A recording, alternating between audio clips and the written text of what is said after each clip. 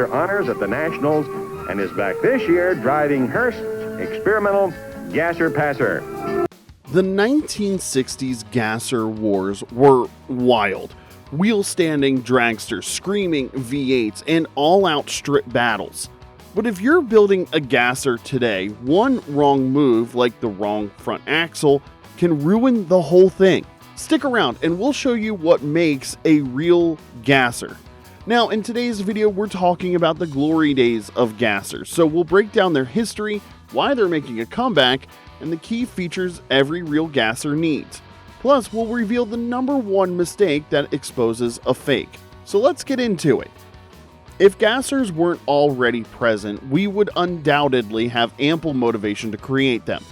Featuring their strange appearances and towering wheelies, numerous fans gather to see them compete at events like the Tri-5 Nationals, Southeast Gasser Association, and Drag Week. Although the NHRA's Gas class, the organization that started Gassers, no longer features standard Gasser racing classics, the race car style and the racing culture continue to thrive among enthusiasts and competitors. The Gasser style of car building is more popular than ever now because of its simplicity and recognizable trademark look. The F Gasser takes off, and then the A factory experimental job. But Dave Koffel can't hold his lead. Now, the word Gasser is a play on the NHRA's traditional gas categories. Long before bracket racing and the stock eliminator superstock index competitions, gas classes were where drivers with gasoline-powered street cars competed.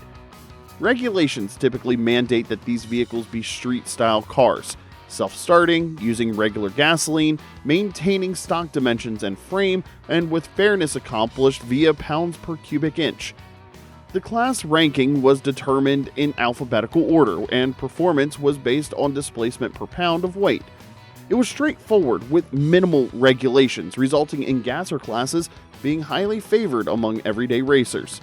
Nowadays, a Gasser can just be a hot rod tweaked like those race cars, but remember that straying from the formula in any form will draw significant backlash from experts and onlookers.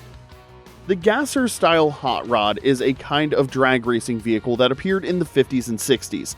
It features a prominent front end, a straight axle, and an elevated rear end, resulting in a unique Gasser appearance. The term Gasser originates from the use of gasoline as the fuel for these vehicles, unlike the alcohol or other fuels employed by different kinds of drag racing cars. The origins of the Gasser-style hot rod can be linked to the beginning of drag racing during the 1950s. During that period, drag racing was an innovative and thrilling sport, and hot rodders were always trying out new methods to increase their car's speed.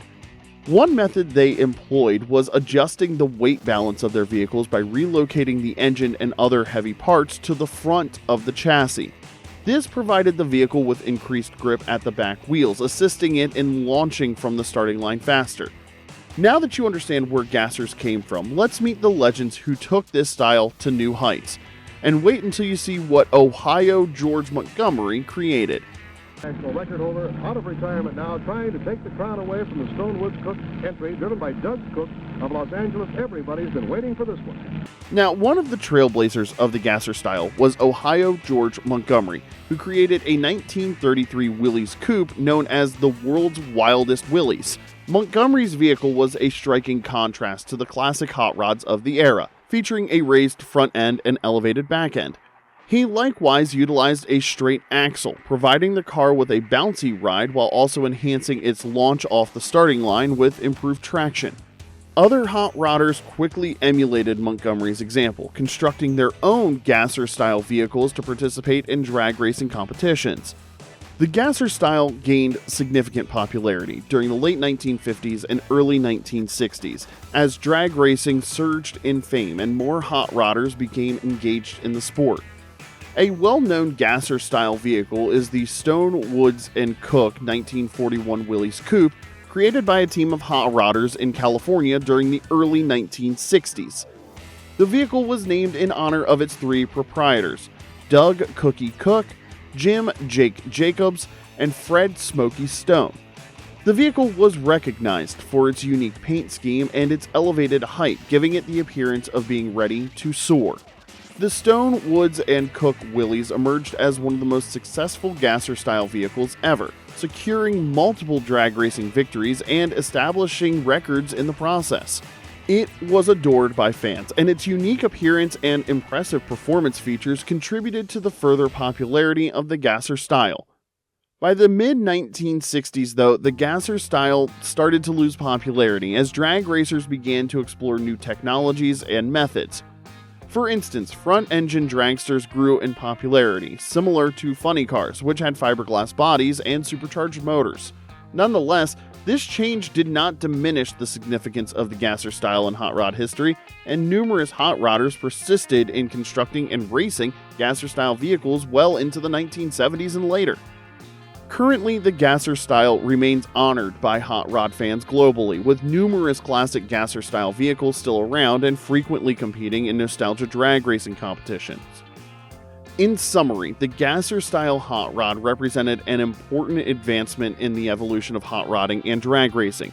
Its unique appearance and exceptional performance features contributed to the rise of drag racing and motivated generations of hot rodders.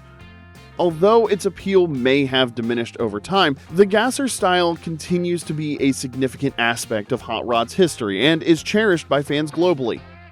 Those iconic builds were impressive, but the real magic happens when you understand what's underneath. Let's be honest, when it comes to racing, you're cheating as much as you can without getting caught until they kind of put a rule around it. During those initial times, the design of suspensions and tire technology were just beginning to develop. Attaching a car at the starting line necessitated a weight management strategy that set gassers apart as truly distinctive. Engines were repositioned and elevated significantly above the center. Weight was reduced from the front by removing bumpers and grills or by converting to fiberglass body components and tilting the front ends. Straight front axles were utilized in part to enhance front-end lift during launches and in part to decrease weight. The height of the rear axle was reduced to enhance mechanical response time and weight distribution. Engines frequently featured extreme induction systems like tunnel rams, injection stacks, or superchargers. Almost all of them featured long tube headers that spit flames as well. The engineering behind gassers is fascinating, but wait until you see the next section on design elements. It contains the exact visual cues that judges look for at shows, and missing just one could cost you serious credibility among true enthusiasts. It's got a mix of old and new, so there's a lot of throwback to the look of a 1960s car, as well as a mix of modern tech in there. In the 1950s and 60s, the gasser categories included virtually every type of rear-drive, gasoline-fueled, street-legal vehicle you could envision. Numerous builders selected whatever was available, but the majority preferred cars that could effectively shift weight to the rear tires swiftly. Vintage vehicles such as the Willys Coupe featured elevated designs that were beneficial, whereas others opted for any contemporary equipment that was in vogue. Until gassers declined around 1967, this could encompass fresh, lightweight alternatives such as Mustangs, Chevy 2s, Ramblers, and Ford Falcons. One thing a gasser definitely wasn't, though. It was not a factory experimental with an altered wheelbase or an altered wheelbase match racer. A modified wheelbase is a big no for gassers. One feature that many gassers share is a sturdy front axle, commonly sourced from a truck or an older vehicle like a 32 Ford. A reliable front axle conversion was simple to achieve and could be located near any local salvage yard. Tall leaf springs were utilized to elevate the front end as much as possible to aid in placing weight on the rear tires. Gasser rear suspensions were occasionally leaf springs, but more frequently, they consisted of fabricated ladder bars that securely positioned the specific slicks or retreads at the back. No serious gasser would have anything less than a sturdy front axle / ladder bar rear configuration. The gasser's interior is tailored to its design. As a racing vehicle, it features standard instruments such as a tachometer, oil pressure, water temperature, and voltage, but it's essential that the aesthetic reflects the early 1960s. Avoid searching for contemporary dials or LED digital components. Using a Sun mechanical tachometer and Stewart Warner peripheral gauges is essential if you want to achieve an authentic appearance. A Moon gas pedal, a brightly colored acrylic metal flake steering wheel, and lightweight Dodge van seats featuring diamond pattern tuck and roll will finalize the offer. No gasser is finished without some type of impressive induction peeking out from the hood.